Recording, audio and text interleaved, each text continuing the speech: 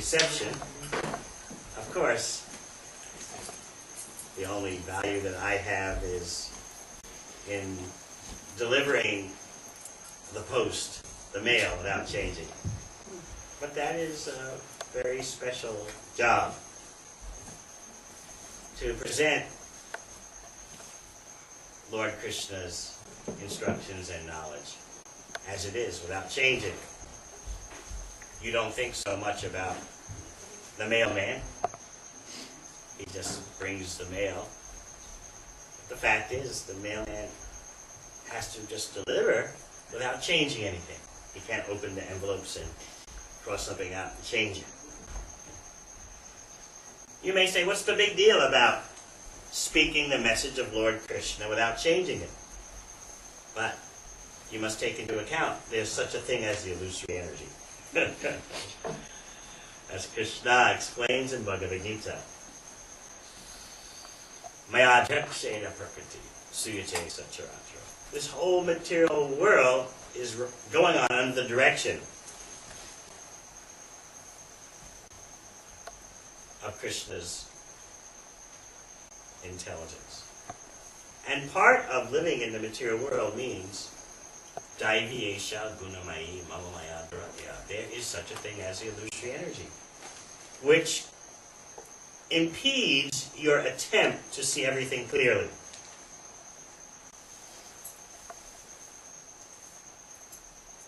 Just like when there's fog. In this part of LA, sometimes there's fog. It's a driving hazard. So, the material world is a permanently fogged out place.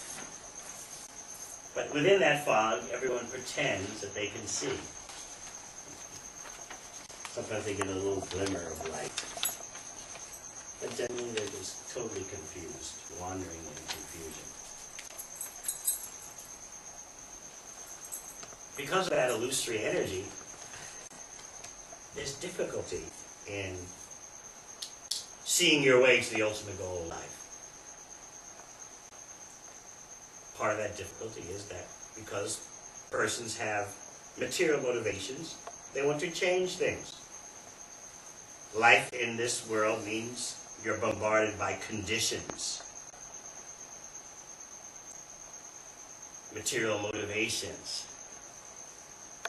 And so you don't want to hear directly from Krishna. You don't want to hear straight from Krishna. You want to make your own interpretation so that you can justify material attachment, justify material conditioning. In Bhagavad Gita, Krishna speaks very clearly. But to appreciate that clarity and simplicity, one needs a lifestyle that is very clear. So now, the problem enters. How do you have a clear lifestyle? How do you have a lifestyle of clarity when you're living in a world of complete confusion? The truth is always obscured, it's always hidden. You get distortions, you never get the full picture. And then we look at life itself, the way it's lived. You see, even in one's personal life, one can see inauthenticity. That's a guilt that gnaws away at your heart. I'm not being authentic. I'm being a bit of a phony. I'm not acting according to my highest aspirations. You resign yourself. Well, how can you expect me to act according to my highest aspirations when no one else does? Who am I to try to be so different? Who am I to try to be a saint? Who am I to try and be a yogi? Just look what's happening all around me. If I try to go in the opposite direction, I'll stand out like a sore thumb. So isn't it better just to do as everyone else is doing and just be a little spiritually minded? You may have noted that attempt in that way doesn't bring the clarity and authenticity in your life that you long for. In order to see clearly, you must live clearly. And where do you get the information? How to live clearly? Krishna himself explains it in Bhagavad Gita. How to enter the bhakti laboratory. Apply your instruments and get the results. As we often explain, not religious belief, but spiritual experience. That's why this is the king of knowledge, the best education.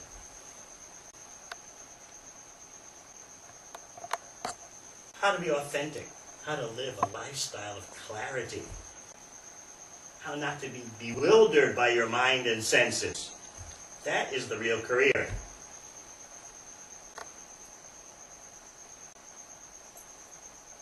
Amongst you, we have good students, good graduates,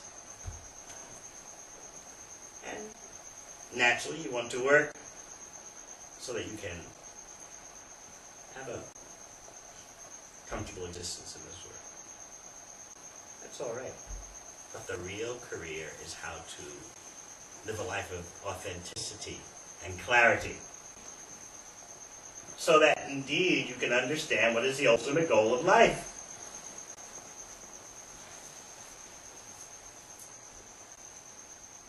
Let's speak positively. Although it seems so difficult to live a life based on comprehensive spiritual knowledge, as contrasted with living a life based on a few religious platitudes, to live a life based on comprehensive spiritual knowledge, in-depth spiritual knowledge, as Krishna gives in Bhagavad Gita, as is there in Srimad Bhagavatam, it looks impossible. You observe yourself, a conditioned living entity, subject to lust, anger, greed, madness, envy, and illusion. These 6 disruptors of the spiritual endeavor. You look at your life and you not only observe these disruptors, but you also observe the deep material attachments to this body, to wanting to enjoy this temporary material world, to wanting to get pleasure from matter and material arrangements. You see all this in yourself, and you wonder how you could ever be up to the standard of authenticity and clarity that Krishna presents in Bhagavad Gita. You might even feel discouraged, sometimes newcomers to Krishna consciousness. They say, extraordinary knowledge, beautiful people, and of course the prasad is out of this world. But although it's so beautiful, how can I hold on to that beauty amidst the ravages of material existence? Wherever you walk, wherever you go, wherever you drive, wherever you fly, you're besieged by sensual stimulation. Not only sensual stimulation, but stimulation that takes you away from understanding the ultimate questions. There's no value attached to your understanding or your attempt to understand the ultimate questions.